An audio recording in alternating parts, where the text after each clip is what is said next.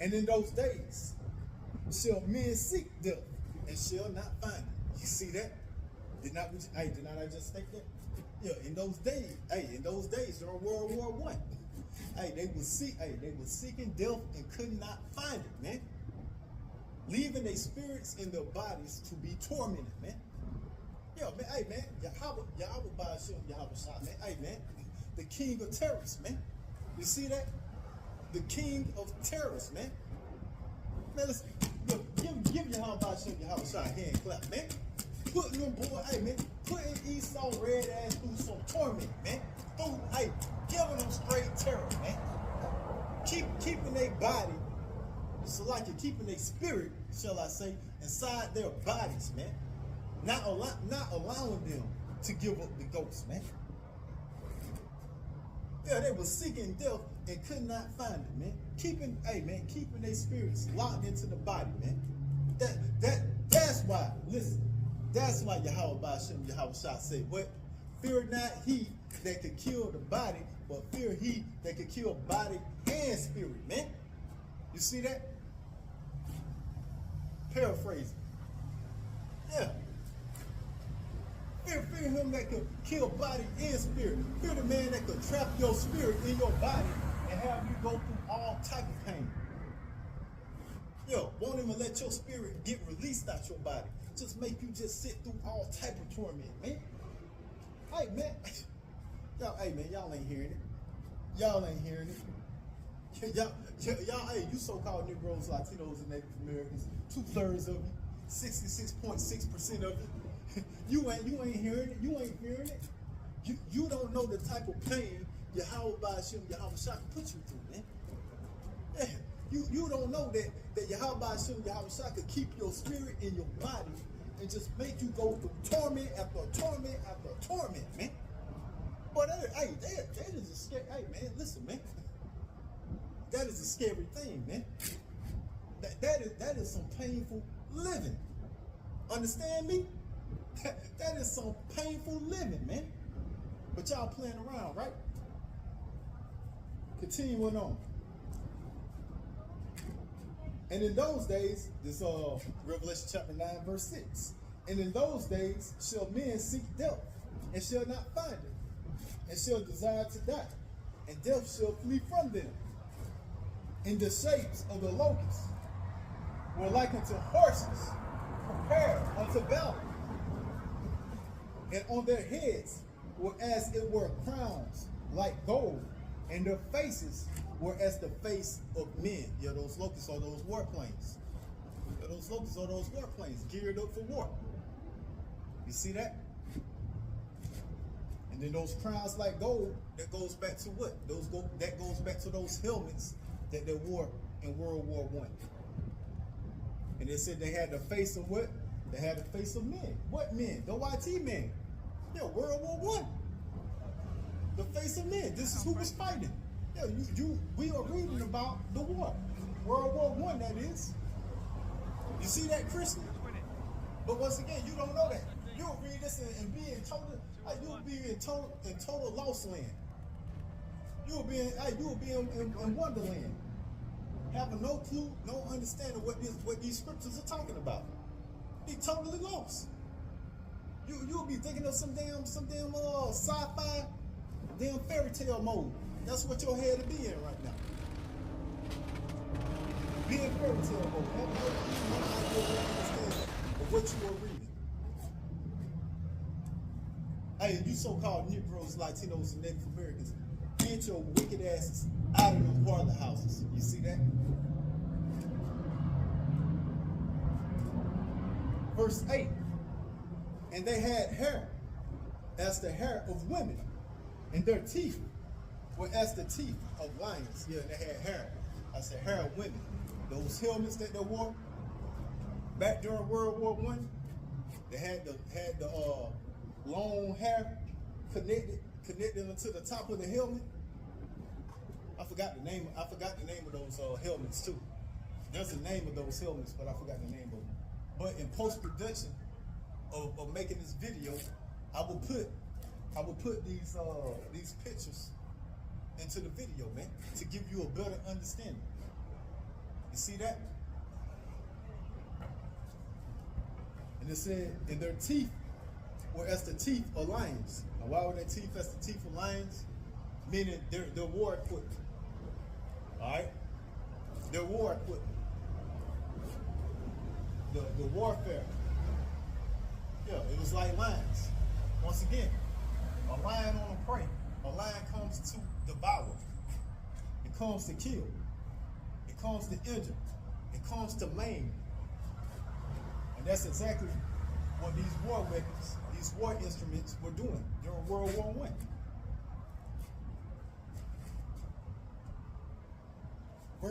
Verse 9, and they had breastplates, as if it were black, Salakia.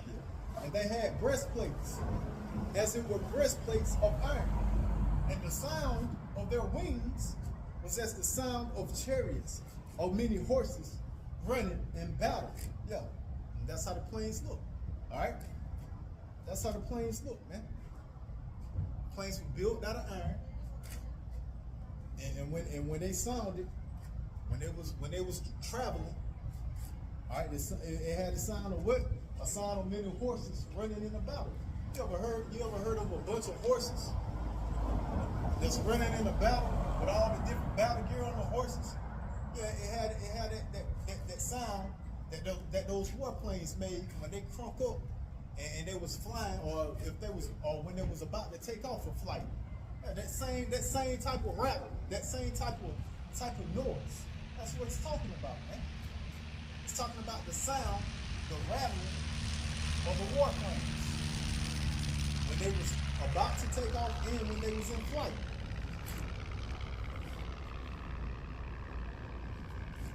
Verse 10.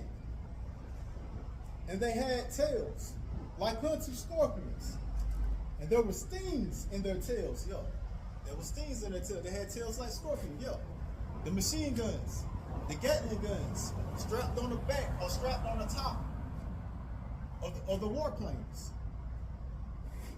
And their power was to hurt men 5 months. Yo, and that bullet, those bullets, those ammo that struck the men, and they would leave them in torments for 5 months.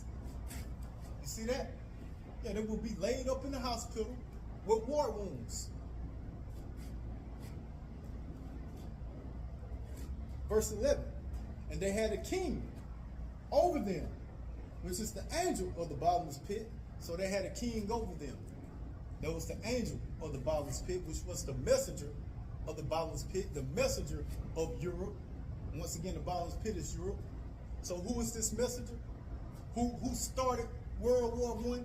Who is the messenger that went out to start this war? Because that star had failed. What's the star that failed? Once again, that started this war? Archduke Ferdinand of Austria.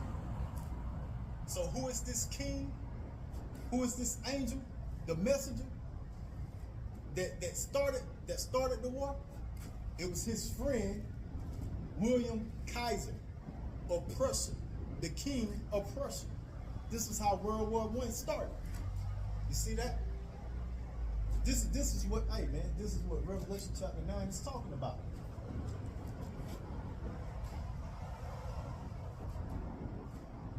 And they had a king. King who? King William. King William Kaiser of Prussia. Over them, which is the angel of the bottomless pit, which was the messenger over Europe. He is the one that sent the decree out that, hey, we finna go to war over this.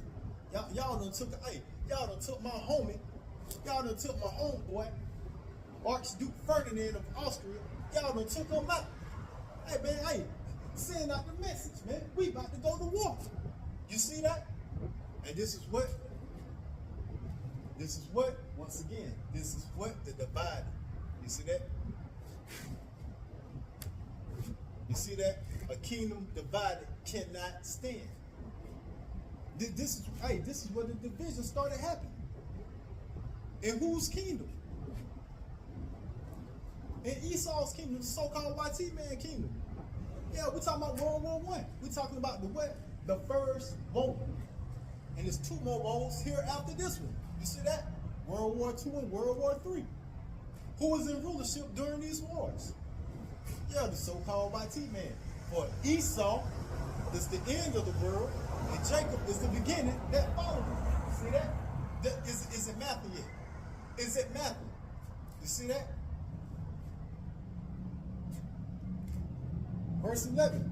Revelation chapter 9, verse 11. And they had a king over them, which is the angel of the bottomless pit. Yeah, which was the angel of the bottomless pit. Once again, William Kaiser. All right, the king of Prussia. The one that sent the message out into the bottomless pit. Telling them, hey, it's wartime. Lace up your boots. And then killed my homie. Yeah. He was that king, man. That started what? That started World War I. Which is the angel of the bottomless pit, whose name in the Hebrew tongue is Abaddon. But in the Greek tongue, he have a name, Apollyon. One woe is past. Yeah. One world war is past. World War I. Once again, this is what it was talking about. World War I. Again, World War I. So one woe is past. And behold, there come two woes more hereafter. And behold, there come two more world wars hereafter. You see that? Again, so this is what started the division. This is what started the partly strong and partly weak, partly made out of iron and of miry clay. The division. You see, World War I, the division of the toes of NATO. You see, this is what caused it. World War I, and then World War II, and soon to be World War III, which will bring what? The final collapse of this empire, man.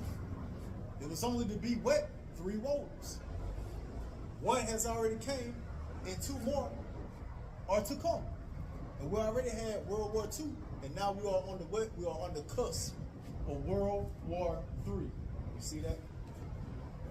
So, when you want to understand and know what empire you are in and who's ruling this empire, yeah, you guessed it right.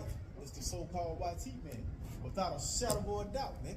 If you're being real with yourself. If you want to know who Yasharala is, or who's about to be ruling next, it's the so-called Negro, Latinos, and Native Americans. If you're being real with yourself, see that? And you understand biblical prophecy, you will know that. See that? You want to know who those phonies are over there in the land prancing around, claiming to be a people that they are not? They are the synagogue of Satan. You see that? A bunch of damn fakers, imposters, Amalek. All right? From the tribe, from the Salakia, from the nation of Esau, Edom. You see that? That's who they are. And this is the last scripture, man. We're gonna get up out of here, man. All right? We're going to Joel chapter 3, man. And we're gonna get up out of here. And this is Joel chapter 3, verse 1. Hear this word that the Lord has spoken against you, O children. It's like I'm reading Amos. I need Joel. It's like it. This is Joel chapter 3. This is Joel chapter 3, verse 1.